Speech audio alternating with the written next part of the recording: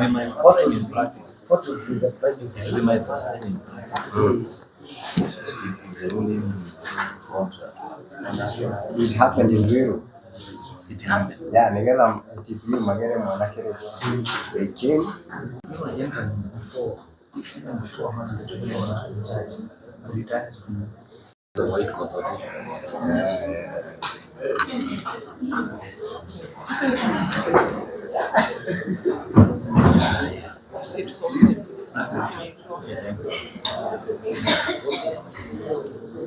Imefungiwa wapi? Unasema ni Thika Road na Jogoro. Sawa. Karibu na familia.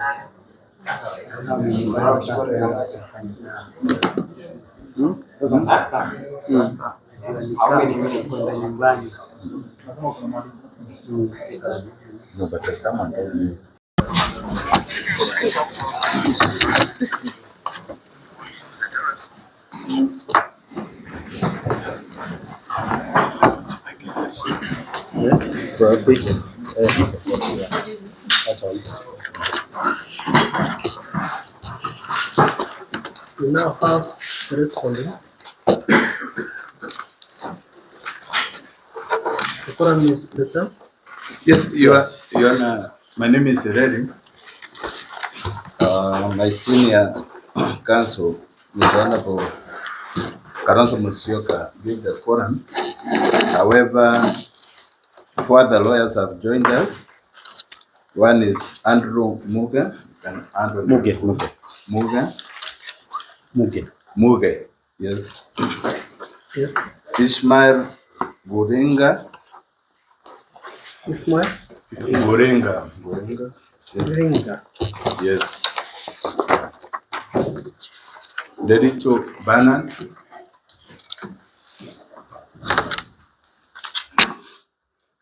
Yes. And George Sakimba. Present. In addition to those Yes, who are the ones who are present. present. Yes, that's a quorum for the defense.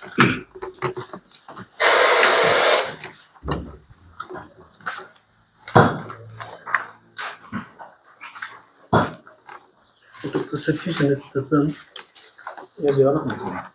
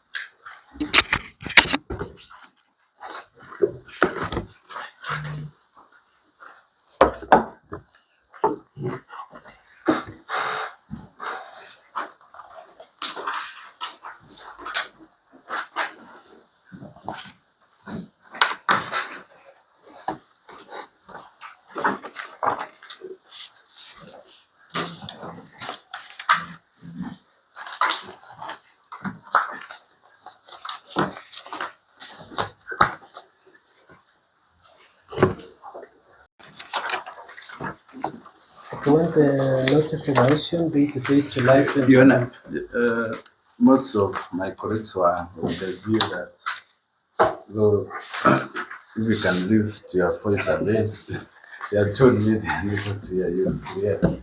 Sorry about that, but Is this I one think I on? was struggling to hear. Yes. Okay. Let me try. Normally Thank you. soft spoken. When the notice of motion dated 8 July 2025 came out for mention yesterday for directions on its hearing, the learned counsel for the respondents, led by Senior Counsel Honorable Stephen Kalonzo Musyoka, informed the court that it had just been served with the notice of motion. The learned counsel for the respondents also made an application to cross-examine number 237017, Chief Inspector of Police, the Stadium Omukaka, on their garments in his supporting affidavit for given date as the opposite notice of motion. Mr. Kibe Mungai for the respondents informed the court, this court that Chief Inspector of the Stadium Muganga cross-examined on the contents of his supporting affidavit before the applicants could prosecute their notice of motion. Mr. Kibe did not initially state the grounds upon which the application to cross-examine the deponent is premised. Mr. Mashira, who is the lead counsel for the prosecution, vehemently opposed the application, saying the respondents are lawfully required to file a formal application laying the grounds in support of the application. Mr. Mashira submitted that there is no right to cross-examine the IO in the absence of a formal application on grounds in support thereof. Mr. Mashira cited the case of Abbey versus Inspector General of Police and two others, which is Constitutional Petition number 8 of 2024, the case of Papinda Kaur Atwai versus Tapan Singh Amit, and another, which is Milimani ELC number 157 of 2025, and the case of Dr. Evans Odhiambo Kidero and 9 others versus the Chief Magistrate Milimani and 3 others, which is Nairobi High Court petition number 25 of 2018 in support of his submission. And the gist of his submissions is that cross-examination of IOs is rarely given by the superior as held by the superior courts, and that sufficient grounds have to be laid before the grant of an application to cross-examine is given. Mr. Mashari insisted that the respondents must file a formal application to enable the applicants to respond. Senior Counsel Stephen Musyoka, in response to Mr. Mashira, informed the court that none of the cited authorities relate to offences under the Prevention of Terrorism Act, which is Act number 30 of 2012, and he informed the court that one of the respondents is a sitting member of parliament from manyatta constituency, whose rights have been violated. He urged the court to dispense with the requirement for a formal application. Mr. Ndeko Njiri for the respondents reiterated that the subject matter before the court was a criminal trial, and the applicable law is the Criminal Procedure Code, which is Cap 75 laws of Kenya. He reiterated that the cited authorities are distinguishable, and he submitted that the application relates to the curtailment of rights, and that the only way the veracity of the affirmance in the supporting affidavit can be tested is by way of cross-examination. According to Mr. Ndekwa, the right to cross-examine is provided for under Article 50 of the Constitution of Kenya 2010, which provides for the right for a fair trial. Mr. Kibe Mungai submitted that The applicant is seeking 14 custodial days on the face of the application, yet he is seeking 30 days under paragraph 11 of the supporting affidavit. And he said it is one of the matters for which they intend to seek clarification by way of cross-examination. I've summarized the submissions. I don't know, for purposes of time, you can allow me to go to the holding.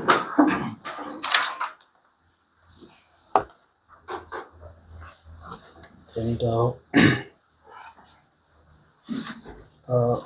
I would say the notice of motion dated 8 July this year has been brought under Article 49(1) F, G, and H of the Constitution of Kenya 2010 and the National Police Service Act number 11A of 2010, even though no specific provision of the Act was cited on the face of the application. Article 49, Subarticle 1G provides that an arrested person must be informed of the reasons for his or her own arrest and the reasons for continued detention when he or she is first appears in court or be released. Article 49(1)H provides that an arrested person has the right to be released on bond or bail on reasonable conditions pending a charge or trial, unless there are compelling reasons not to be so released. The instant application has been supported by the affidavit of number 237017, Chief Inspector Testellio Omukaka. In paragraph 3, he deposed that he is investigating offences related to collection and provision of property for commission of terrorist acts contrary to section 5(1)A of Porter, and the offense of conspiracy to commit a terrorist act contrary to section 23 of the aforesaid act. Paragraph 4 and 5 describes the respondents and the circumstances of their arrest on 7 July 2025. Paragraph 6 describes items recovered from the respondents as captured in an inventory, which is apparently not attached to the supporting affidavit. In paragraph 7 and 8,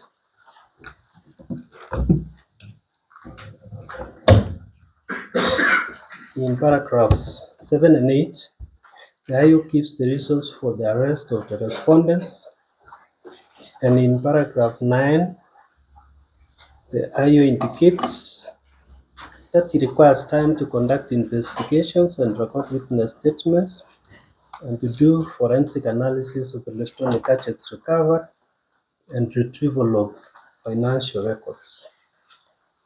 The respondents, through their application, are seeking to cross-examine the IO on the affirmance made in the supporting affidavit, which is dated 8 July. The supporting affidavit contains the justifications contemplated under Articles 49(1)H of the Constitution of Kenya 2010. Section 33 of Prevention of Terrorism Act requires a police officer who detains a suspect to avail the suspect in court and to make an application in writing if it desires to continue detaining the suspect for purposes of investigations.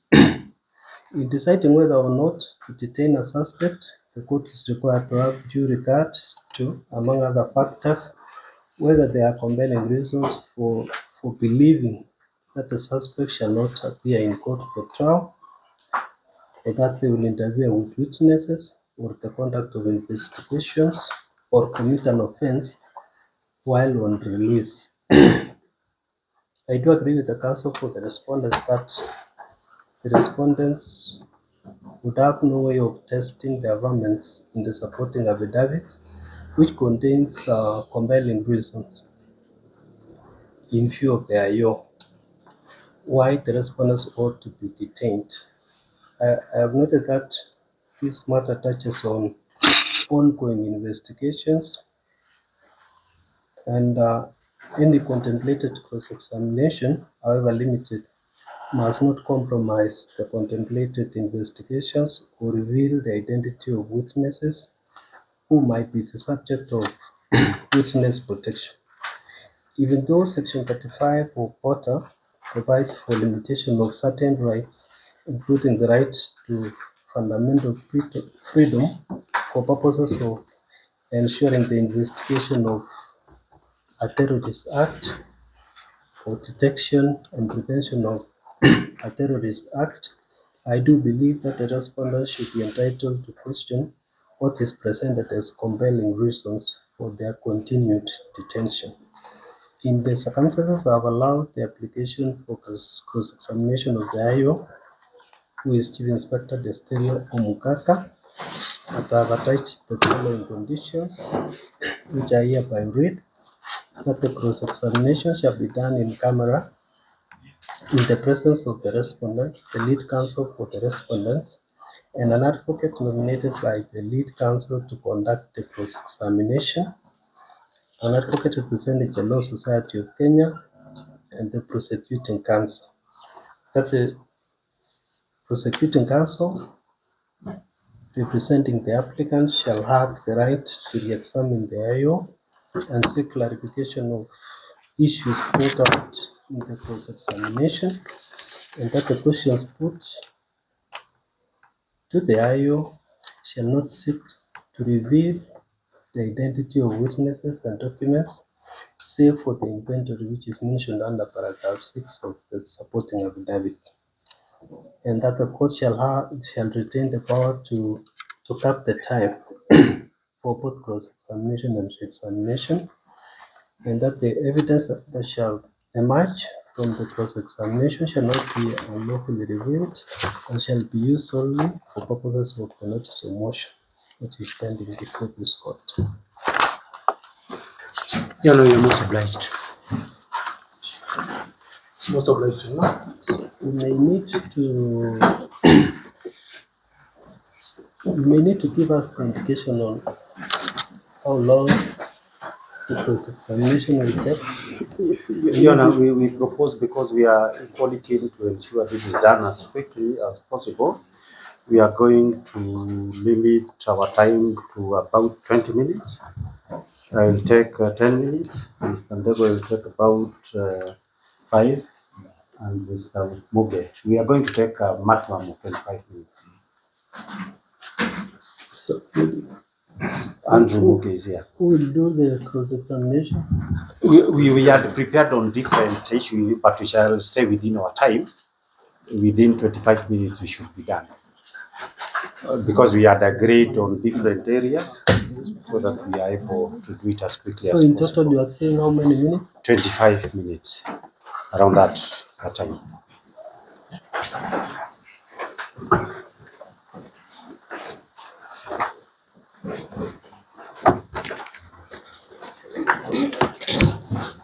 And Mr. Kite, you said who and who will? Myself, Ndego, and Mr. Muge. Okay.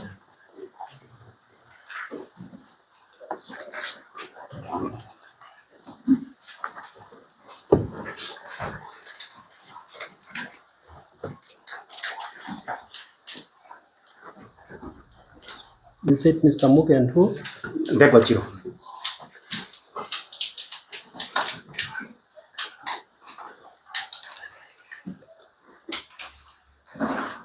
And you know, just to mention that we have had the conditions that the same shall happen in camera. Yes. But the document that shall form the subject of this cross-examination is what was served to us yesterday, the affidavit, which is out in public.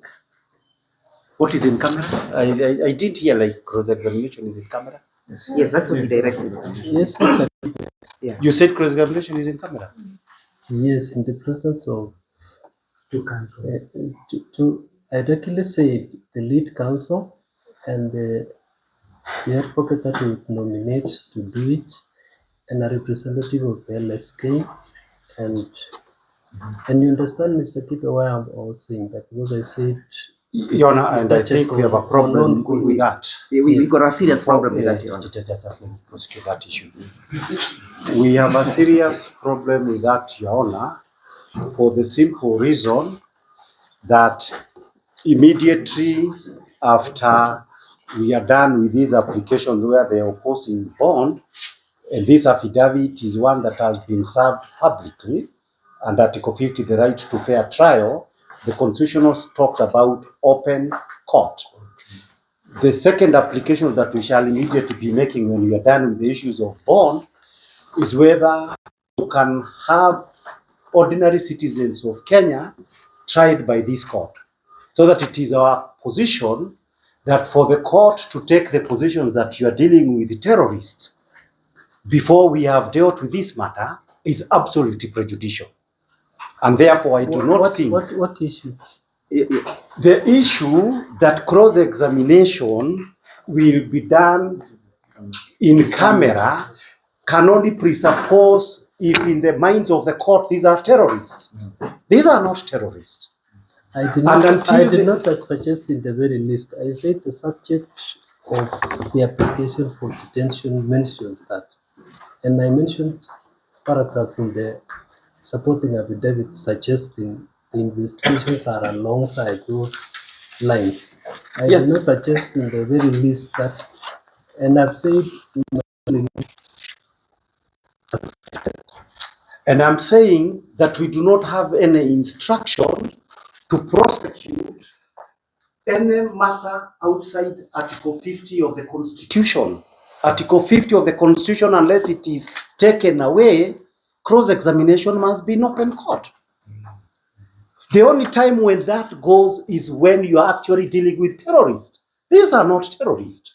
So we cannot start on day one on the assumption that we have terrorists here. There is no terrorist here, Your Honor. So we are applying, and these are formal applications. We are applying, and I have given notice that as soon as we are done with the application by the prosecution, the second application that the defense will be making is an application that they are in the wrong court. And therefore, since that issue of jurisdiction is concerned, whether the civilians, Kenyans, can be tried as terrorists, I do not think that we have any instructions to prosecute an application in camera. You know, may I just be traced on what my learned friend has indicated? And again, Your Honor, we are very perturbed by or disturbed by the condition that has been issued by the court. There is no justification that would warrant a trial, a public trial, to be limited to the conditions that the court has issued.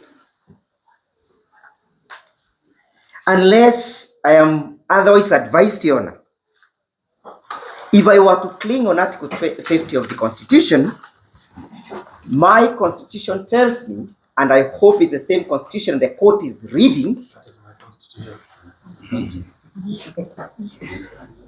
that under Article 50, Clause 2, Paragraph D, our client is entitled to a public trial before a court established under this Constitution.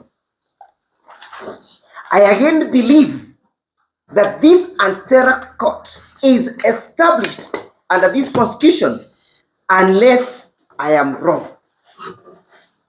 If we are therefore before a court that is established by this Constitution, Your Honor, then this court cannot limit that right. This is not a right that this court can limit, and the limitation is not contemplated under Article 24 of the Constitution. Equally well, under the Limitation of Rights Act, this is not a derogable right.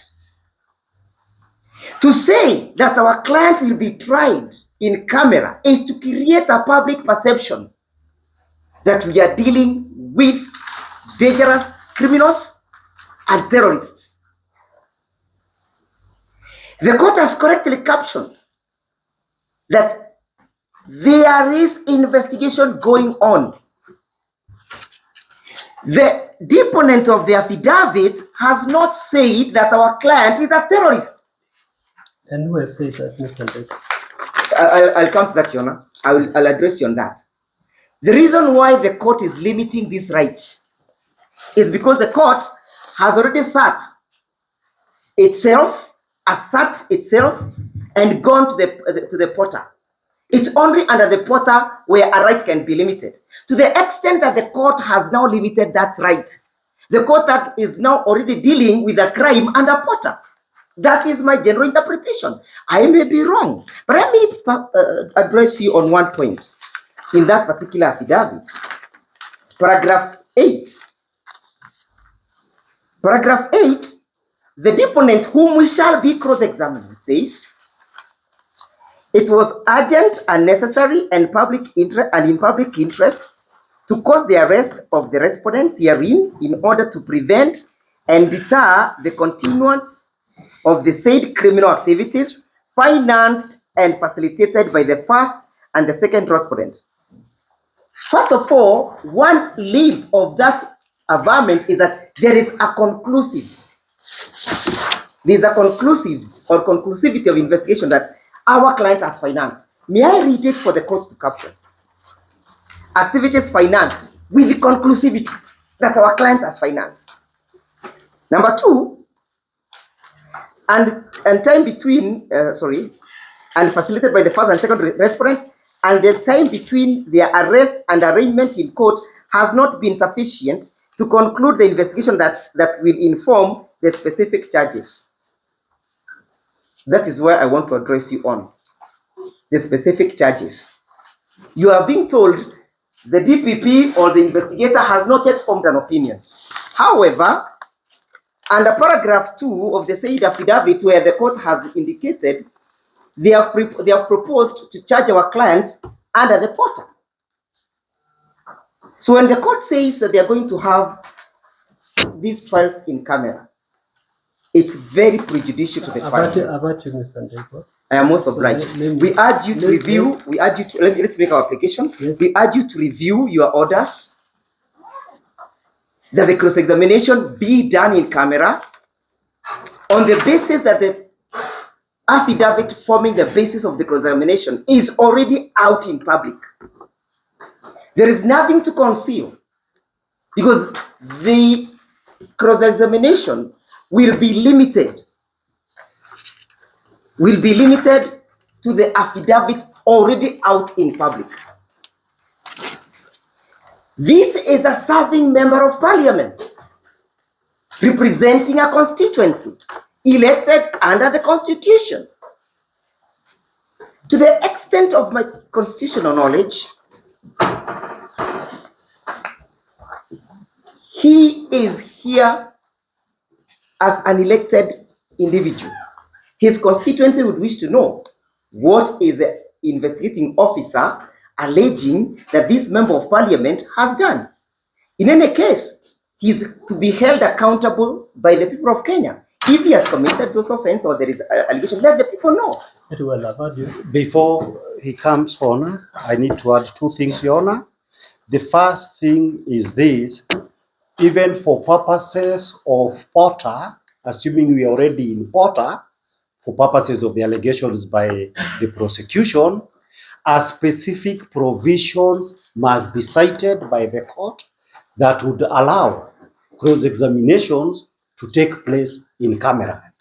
And I have not had a specific provision of Porter that has been cited to conduct these proceedings in camera.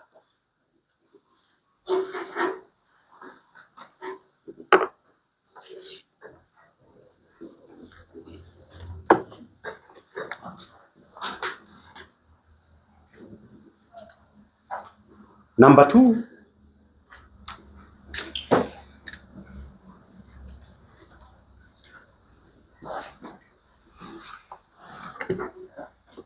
for purposes of the principle of equal fairness to both parties, the prosecution has already put out its application and affidavit. It's out there in the public, circulating all over in social media.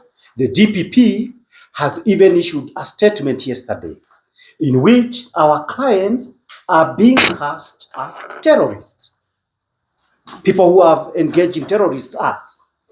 They are equally entitled, since their case is already in pleadings, they are equally entitled in open court to be heard.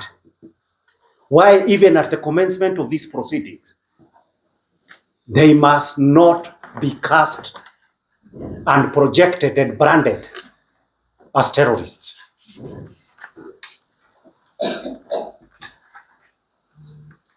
And finally, the essential duty of the court, and where there are express limitations, unless you are dealing with a child,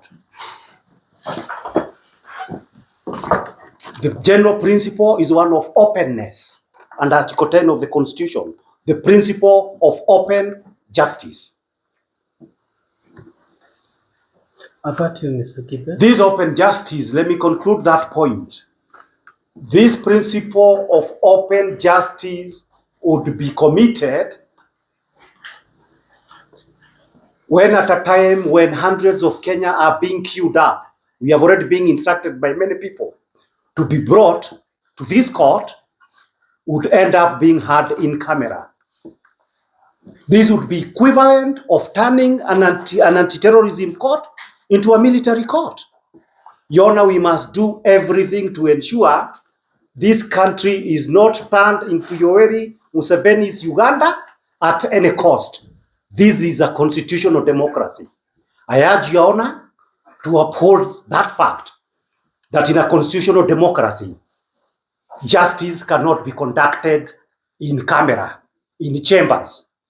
The Constitution is clear: open justice in open court, a public hearing. That is the list that our clients are entitled to. Okay. You're most obliged. Get to you. Mr. Mashira. Your Honor, kindly allow me to have a go. Gurina is my name. Well, scale. And Your Honor, I wish to Let me get the name again. Gorenga. I think Your Honor is have a name. This name really gives my condition to a problem. Goringa. Gurenga. It has an apostrophe at the end. So it's a you. No, it's NGU. Kindly it has NGU RING apostrophe A. So, Your Honor, why we would request you to consider your ruling and your orders is because the issues being raised in favor of a public hearing gravitate on the principle of public trial as a principle of open justice.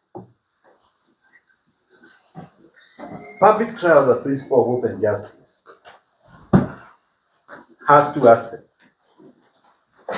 It opens up the court and its decisions and its procedures for public scrutiny.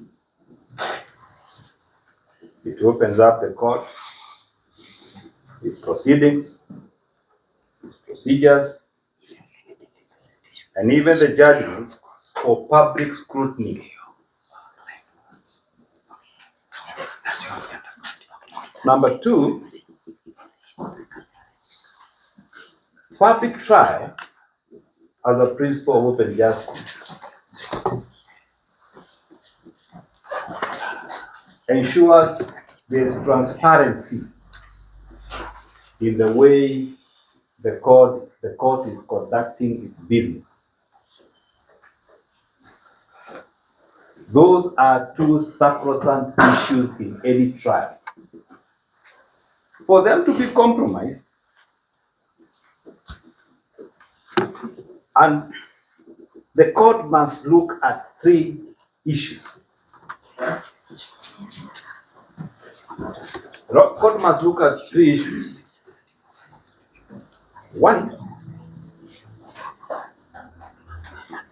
is for the court to say that this hearing will be done in camera.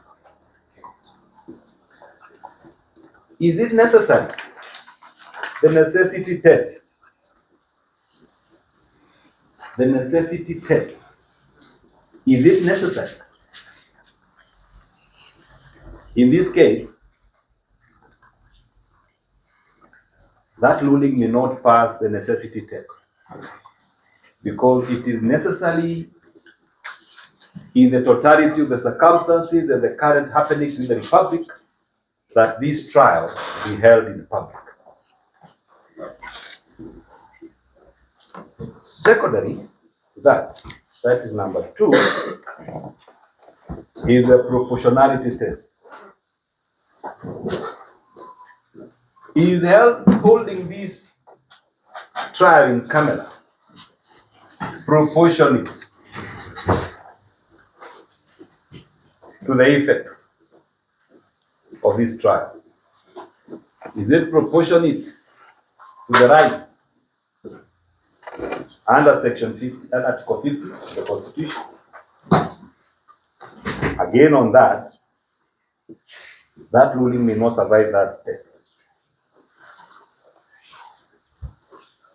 Lastly, as I wind up my submissions, is what the court may have looked at when it delivered this ruling.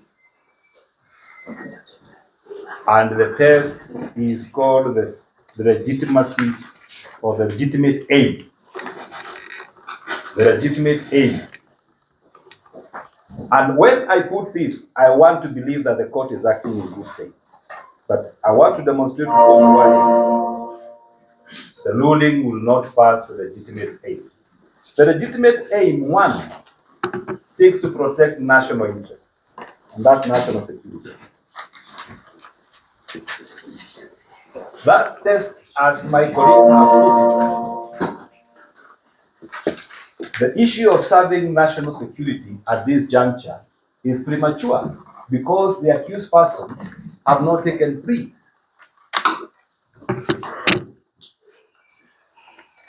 Number 2, on whether it is serve the legitimate aim, the ruling, is witness safety. Witness safety.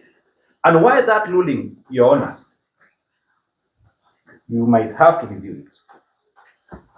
Is because when it comes to the issue of witness safety, in your ruling, a portion of it, the cross-examination had to have parameters. That there are particular questions, either to disclose a witness or to disclose source of evidence that you will or you had forbidden in your ruling. So what we are remaining with now is witness safety. We are only dealing with one witness. Who is who? Here I need to be assisted. This is the stereo. The only witness we are cross-examining, who was supposed to be cross-examined, is one CI. I believe the abbreviation CI stands for Chief Inspector Desteri Omukada. Sorry to say this, but a chief inspector does not require any further security. He is an officer serving in the police force. Besides that, I believe he is always armed. He understands the crime patterns. And so, this cannot be termed as a vulnerable witness. And why the witness safety test may not apply is because already the name of Chief Inspector Desteri Omukada is out there in public. This, as it has been averred here by my colleagues, my learned friends, is that these proceedings, that these notice of motion and the verifying supporting affidavit are issues of public domain. So it again fails the witness safety test. Lastly, when the court wants to look at whether these orders will serve legitimate aim, that is an in-camera hearing, under legitimate aim test, we look at protection of privacy. When a court wants to have an in-camera hearing, it wants to first ensure that the witness the privacy of the witness is upheld. And this is the norm in sexual offenses, where the witness has to testify in camera, because we want to safeguard the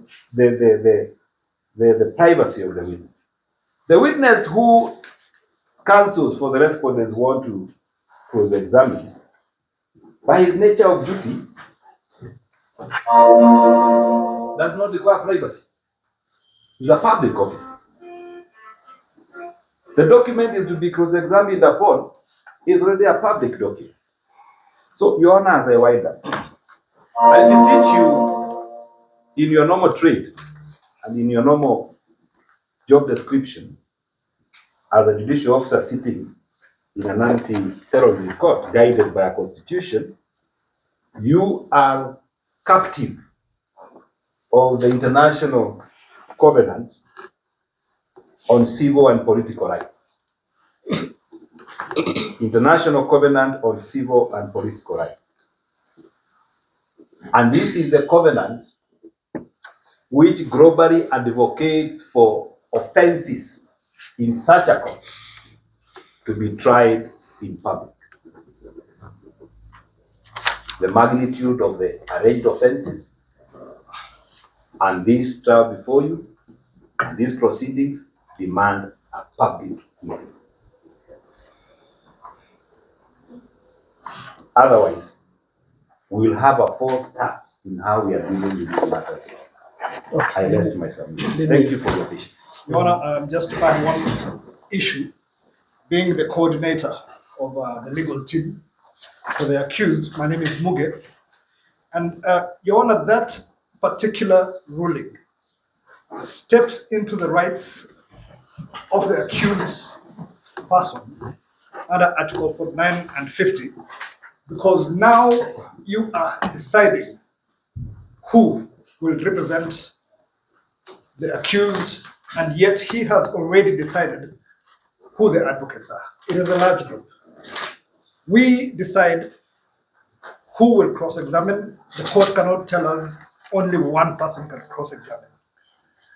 More importantly, Your Honor, if you say that the cross-examination will be in camera, in the attendance of one or two persons, then it's a failure of the understanding that the reason we are cross-examining is so that the other advocates in the team prepare for submissions on the application. They must be here. And that will also be a limitation of the press, contrary to the Constitution. Your Honor, any limitation of all the Article 49 and Article 50 rights must, as provided Article 24, be provided in statute, and none has even been quoted here. That'll be all for now. Mr. Mashira. You know, I don't know what to say, because we are dealing with people who've been given the orders that they prayed for, and now they are complaining, and it's their legal right, Your Honor, to complain. But they choose to complain outside the legal realm provided by the law. You know, all these advocates are practitioners within our criminal justice system, and they understand that if an order is issued by the court, no matter how aggrieved that they are, the legal provisions provides for ways in which that order may be reacted to. And the kind of reaction that we are getting today is outside the legal realm that provides that you either review, you're asking for review, and being a teacher at a prosecution training institute, I understand that, Your Honor, and this is the law, that for review, which is usually my topic, can only be done where there are errors apparent on the face of record. Is there disagreement on an error apparent on the face of record? It's not. They challenge the decision and the logic of the decision. And therefore, this issue can only be sorted out in two ways. One, they can approach a high court for appeal. Two, they may approach the high court for a revision. If it's a revision, Your Honor, they may ask the court kindly to move and revise its own order on its own motion to the high court. Or secondly, they draft the pleadings and move to the court for the revision of the said order. And I'm saying this because, Your Honor, we foresaw as prosecution a scenario like it's playing out right now. When we said, Your Honor, do not allow. Are we aggrieved with the decision? Yes, Your Honor.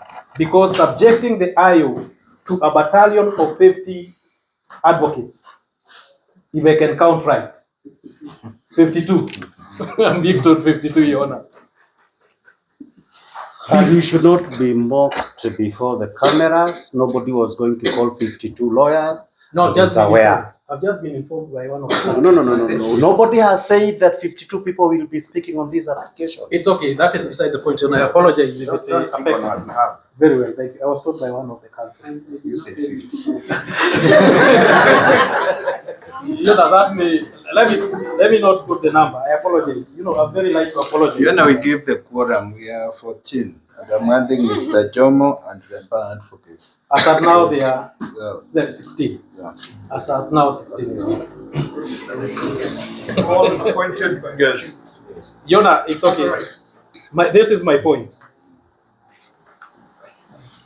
That the application has been given. We agreed also. We didn't want that to happen because we gave the provisions of the law that denies that. And so Kibe Mungai asked you, Your Honor, which section allows you to give cross-examination in camera. But he has not given us the section that allows him to cross-examine. And that is our debate that we did, Your Honor. And now we are obliged to the ruling. And for us, we know that the remedies that I've just given are also applicable to us. So we pray, Your Honor, before Mr. Kamo and Ms. Wagoi say something. We are mixing up the issues of Article 50 with Article 49 issues. And any issue on Article 50, Your Honor, that is being applied as they state is inapplicable. Because Article 50 addresses the right of an accused person before a court of law. The person that we have is person protected by Article 49, being an arrested person. And you've been told about the offenses that are mentioned under the application, which you'll be arguing when that time comes on the application. It says clearly that it is an investigation. And the state is not bound with what is stated here. This informs the court the complaint that they've received and the offense that they are looking into. It doesn't translate to a charge sheet. And they should be very clear that an application for custodial order is not a charge sheet. And the subject who is a respondent in this matter, the subjects are still innocent people and they are still respondents, not accused people before this trial. So the issue of public trial, the issues of right under Article 50 are therefore, Your Honor, a stretch of the law. We therefore request the court that the orders issued right now be complied with. If they are not willing to abide by the court orders that has just been issued, Your Honor, kindly request them to use the right forum to address the same issue, since the law provides for that. From our submission, there is nothing that has been read in that ruling that calls for review. Most obliged. Mr. Kamau and Ms. Wagoi will submit. I think the court has pronounced itself. There was an application made yesterday and the court sought for time to make a ruling. Court has been able to interrogate the issues presented to it yesterday and has come to a wise decision. It has not been a win to us. We were opposing to the cross-examination of the deponents. However, we welcome the ruling of the court. We are ready to proceed. However, we do not understand how councils are opposing or seeking for you to review a ruling that you have already delivered. They sought for you to make a determination, and you have been able to make a determination. Therefore, Your Honor, we believe Article 165, 6 and 7 is quite clear. It gives them the avenues for them to use. If they are aggrieved, there is a high court. As of now, Your Honor, we pray that we proceed with this matter, we proceed with the cross-examination, or we proceed with having the matter heard. Let us not forget what is before court. It's an application. The respondents are still in custody, and we need to move on with this matter. We need to pursue the matter at hand, Your Honor. Therefore, Your Honor, if they are aggrieved, let them pursue it through revision, Your Honor, or an appeal.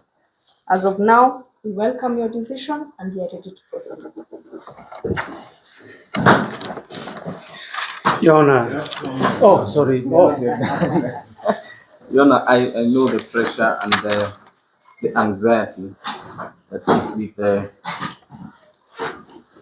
our colleagues. Your Honor, the court this morning, or actually this afternoon, has attempted to put this matter on the scale. And we appreciate the attempt by the court. And we know court has appreciated the sensitivity of the investigations that are ongoing to give the condition that the same should be held in camera.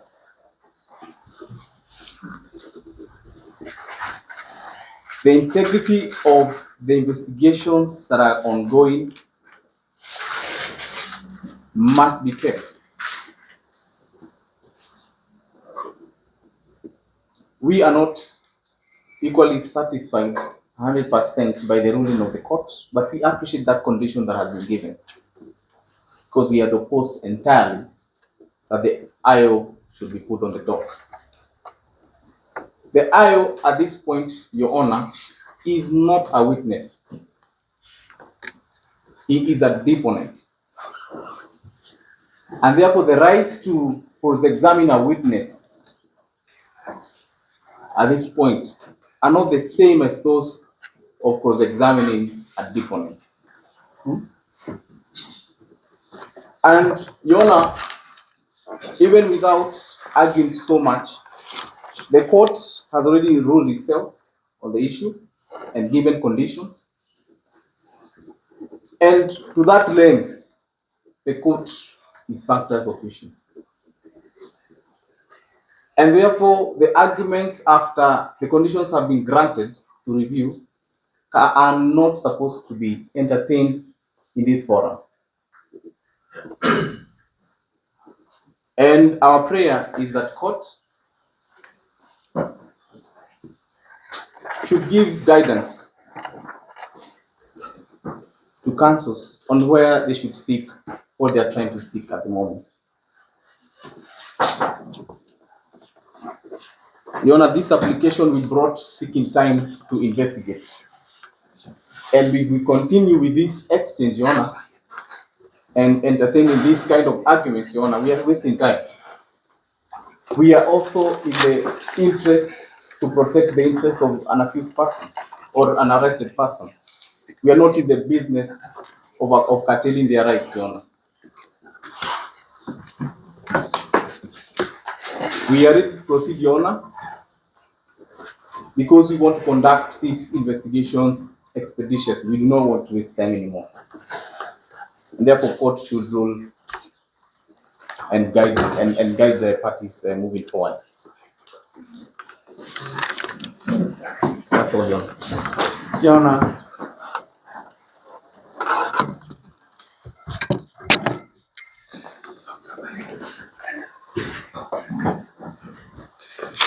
Your Honor, in response, first of all, we take objection to the description that 14 lawyers of the Advocates of Kenya, in pursuance to their oath of office to defend the Constitution of Kenya and to maintain the integrity of our judiciary, can be engaging in time wasting. We cannot waste time. We are here at 11 expecting a ruling. You are given reasons why the ruling could not be read today at that particular time. And now to talk about wasting time, we had to waste time around Kahawa. He wants to hear about what wasting time is. Therefore, we are here to do our business on behalf of our client and to defend the Constitution. They talk about error on the face of the record. I'll point out the error. When the prosecution yesterday objected to our application for cross-examination, they did not request that they needed in-camera cross-examination. So that these questions of in-camera cross-examination has arisen for the first time in a ruling. Under Article 50, the one that they do not want us to hear about, the court cannot descend to the arena. If the prosecution did not ask for something, the court cannot give a gift to the prosecution by saying we are going to testify on conditions that prevents them from being shown that they didn't get to know what is it that they were doing. Secondly, we are being told to go to the High Court. It is obvious where this matter can only end.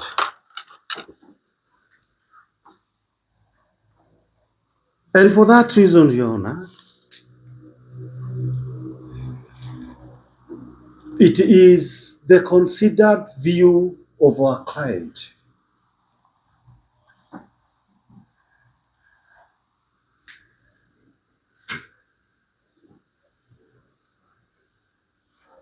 that a good drummer knows when to stop beating the drums. We shall not beat the drums, but we shall never concede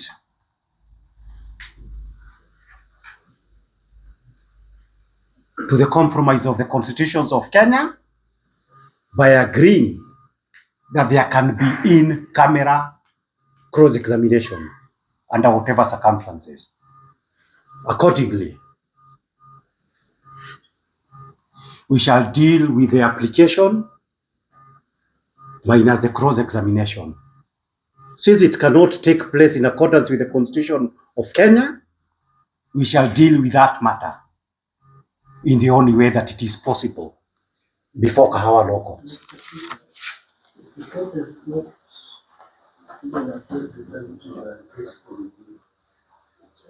Yes, the accused person says they can see where we are going. He is very sick. He was not taken to hospital yesterday. We do not want to wait until 5 p.m. and then we do not know what is happening. So let's go to this application. We confirm whether the court, in a dubious matter, will accede to them being continued to be detained, so that we can decide whether or not to go to this High Court. We object to that language. Which language? Kindly sit down. It's a dubious application. On my feet.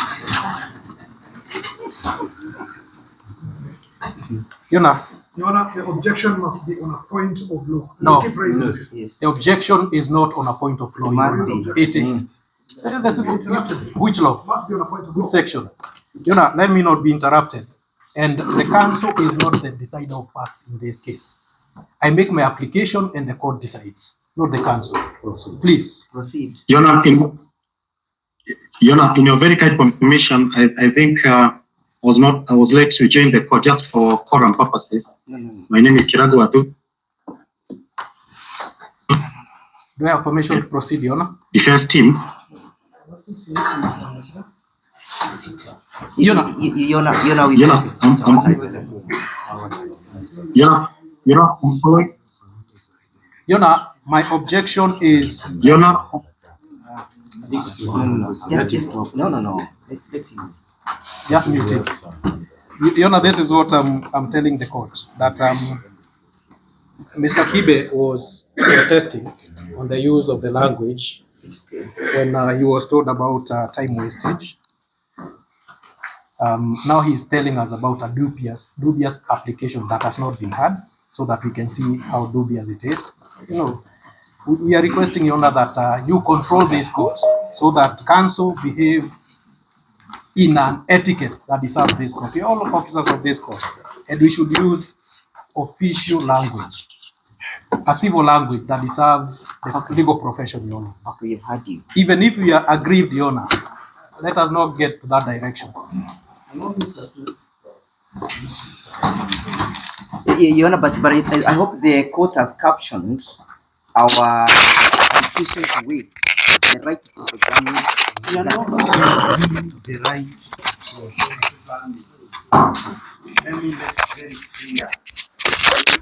We are saying that let the application proceed in the greater interest of the accused persons. Two of them are unwell, and we do not want to, as they put it, to waste time. And we have said, since we cannot be able to do cross-examination in camera, the matter rests there. So we go to the application and we handle the matter. Dubious is an English word. I will use the synonym later on when this So we can proceed with the application. And I will not insult anybody. You are only use English words. I will look for the equivalent later on. Your Honor, we can proceed on the basis. Under Article 50, since we cannot be able to have Mr. Kibe, hold your horses, please. Hold your horses.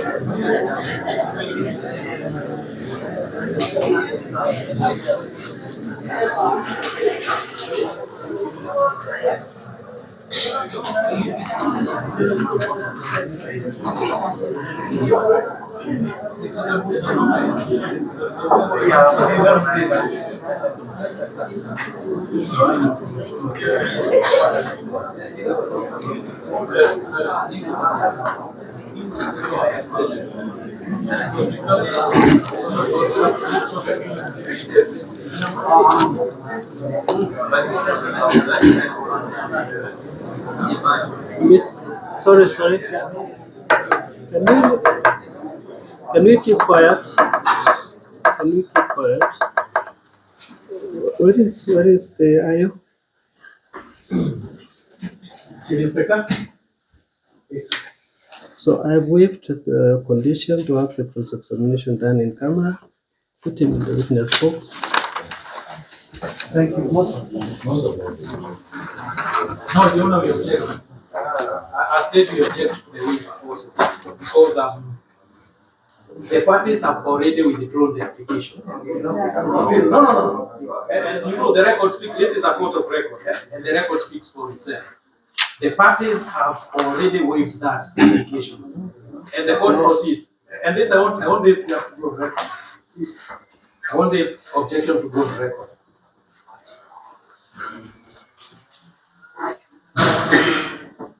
Your Honor, this is the state's objection.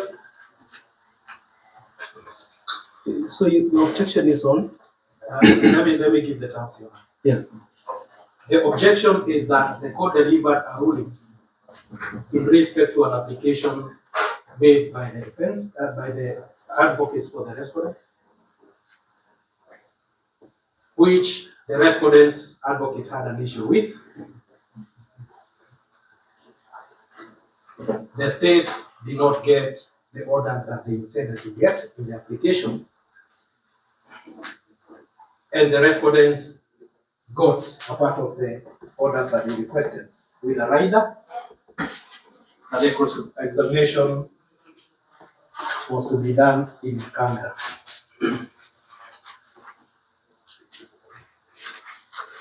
Thereafter, the team of respondents advocates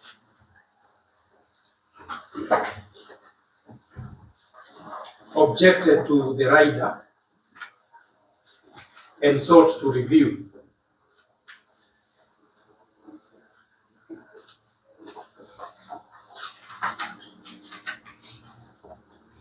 The state responded and was opposed to the review and gave the ruling, the submissions in respect to the same.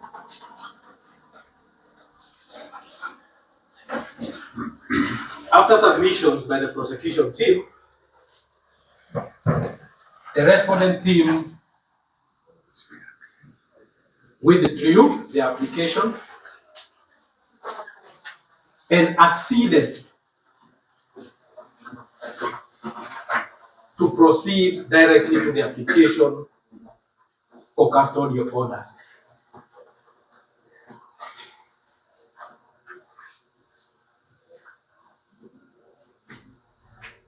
The court,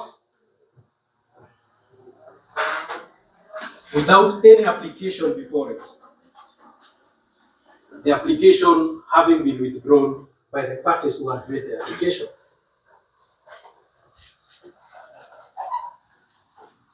proceeded on its own motion to give out having been withdrawn.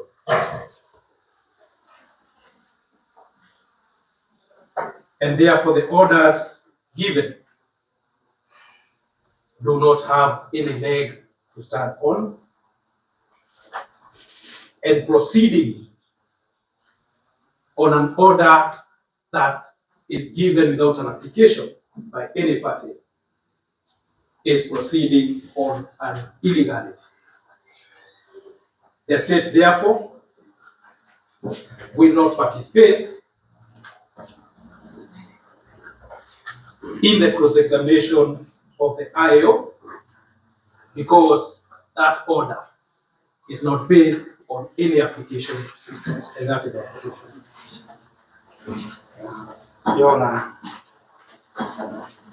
with all due respect to my learned colleague,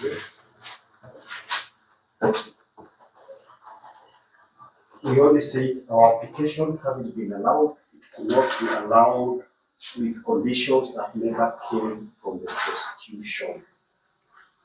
So we cannot be able now to say that it must be in camera as if we ever expressed any desire to have it. That's the starting point. Number two,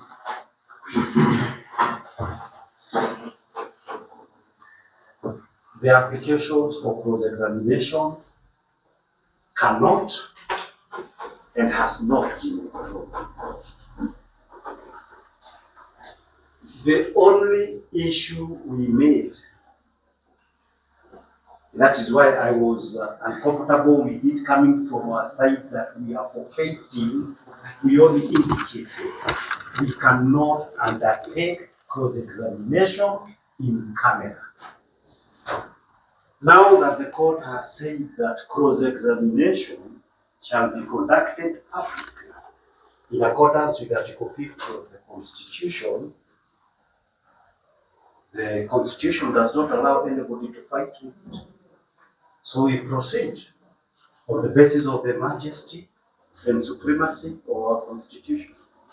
So, Your Honor, we are ready to, within the shortest time possible, which we shall even limit it further now, to proceed with this cross-examination. Only one thing, I'll be the last one to address you, that Your Honor, there is no application before you. What it is before you is a will. So what is alluding to is very strange to us, because you only have a ruling give you, and the only person who has the capacity to waive this ruling is this court. The bar cannot even interpret their submissions.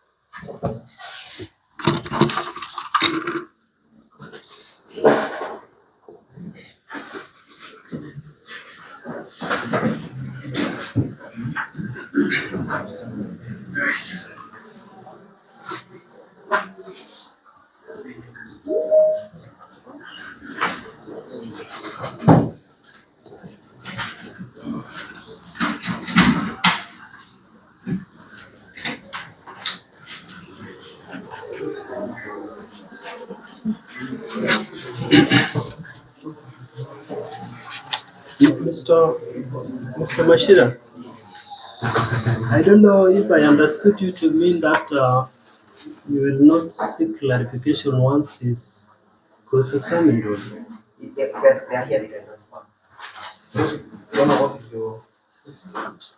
I didn't understand him if he says you will not seek clarification or. The position is that we will not participate in the cross-examination of the IO. Okay.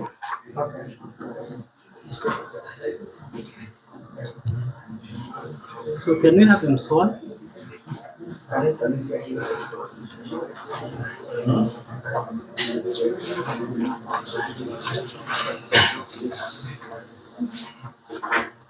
do swear. I think that the condition for the modification. Your Honor, with your kind permission, if we may get 5 minutes, our lead counsel has had to step out for a minute. Between 2 or 5 minutes, I believe, Your Honor, it's only in good faith as advocates and officers of the court to give us 5 minutes. Our lead counsel is not here. We have ready to indulge the defense at whatever time. For now, we are praying for 5 minutes. But we have no problem with this issue of 5 minutes or that no justification has been given. Counsel, and that is the protocol, if you wanted to excuse yourself and sought time, it is a counsel who ought to have told the court, and you not have opposed. That I need either to confirm anything with the DPP or OP, and then after they have done with that, they can come back. I did not see him leaving, so that's why I was asking him whether I understood him to request. Yes. Even yesterday, Senior Kalonzo, when he thought that you would not be here, he told God that he sought leave. Even me, I can't leave here until I seek leave. It's okay. We can give him. Yeah, but here you need to lean on the tyranny of the DPP, because he is represented and is not participating in the cross-examination. Us and the court. So they are mere spectators. We are looking at time. Our client has not gone to the hospital. We will be addressing you on that issue. And there are 2 officers before you who are on record and who have participated in these proceedings. You know, we urge you to allow us to be with this witness so that you can have the opportunity to come with this application when there's still time. It's 4 minutes to 3. So can we resume at And maybe, Your Honor, for good order, good evening, my name. In the interest of time, I am proposing, I don't know whether it is a concurrent between us and the councils. I'm happy that the lead council of the DPP is here. I think what I'm saying is very important. So maybe we can have it. Your Honor, my suggestion is that the application be prosecuted. As we prosecute this application, then we cross-examine the witness after they prosecute them. No. You know the guidance, let us cross-examine the witness. So, Your Honor, I can go to the it's court and we are just to request for 10 minutes. You know, may there be an application and that application be justified? Because these prosecutors are holding everybody hostage with these proceedings. If they are not participating in the proceedings, it has gone on record. Why then should they interfere with the court processes? They can absent themselves if they so wish. They have already made a communication to the court on record that they are not participating. Otherwise, we will keep on having this game of musical chairs here. You don't believe that 10 minutes is not sufficient to request? I had already said we will take a short break. Mr. Ndekwa, 10 minutes is not asking for too much. Only that when we are agreeable, that 10 minutes is 10 minutes. Yes, I think it's now 3. So it's 2 minutes too. So